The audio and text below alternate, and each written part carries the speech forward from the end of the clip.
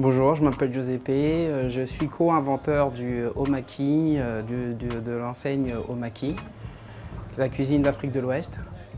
Alors les spécialités d'Omaki, c'est beaucoup de poulet braisé, du poisson braisé.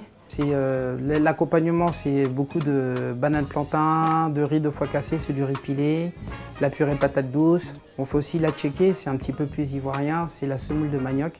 C'est à peu près comme du couscous, mais c'est du manioc avec sa petite sauce moyo, tomate, avec un peu de concombre. On aime bien que les gens ne soient pas prisonniers de ce qu'ils mangent. Généralement, on va dire le mafé, c'est un plat en sauce. Nous, on va mettre le mafé, on va faire la sauce à côté. Comme ça, les gens peuvent goûter à pas mal de choses. On fait aussi du piment à la mangue, c'est-à-dire que c'est toujours du piment, mais on va le parfumer, on va le travailler avec de la mangue parce que on a beaucoup de produits en Afrique, on a beaucoup de produits, mais qu'on a du mal à mélanger. On n'aime pas, l'Africain n'aime pas le changement, ils aiment bien rester sur la cuisine de maman, de grand-maman. Et nous, on veut pas faire de la fusion, on veut juste donner des lettres de noblesse à ce qui est le piment, parce que les gens, ils ont toujours peur de... Ils parlent du côté épicé de nos plats, mais nos plats ne sont pas épicés. On va dire on est moins épices que l'Indien. Mais nous, c'est beaucoup d'herbes, de racines, comme le gingembre. On veut montrer qu'avec peu, on peut faire quelque chose de joli, que l'Afrique, c'est pas que le côté rose, que l'Afrique aussi peut être classe, tout en faisant de la cuisine de tous les jours.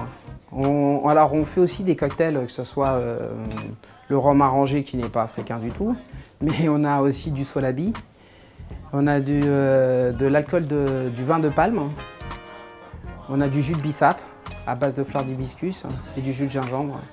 Les prix en entrée plat dessert, on en a pour 33, 32 € par tête. Ce qu'on recherche vraiment à faire, c'est démocratiser la cuisine africaine, parce qu'on va dire 70% de notre clientèle n'a jamais mangé africain.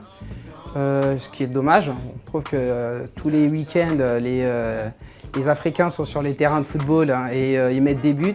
Et les gens ne connaissent pas la cuisine africaine. Ils n'ont jamais vu de Chinois mettre un but dans le championnat de France. Mais pourtant, tout le monde sait ce que c'est des nems, des sushis.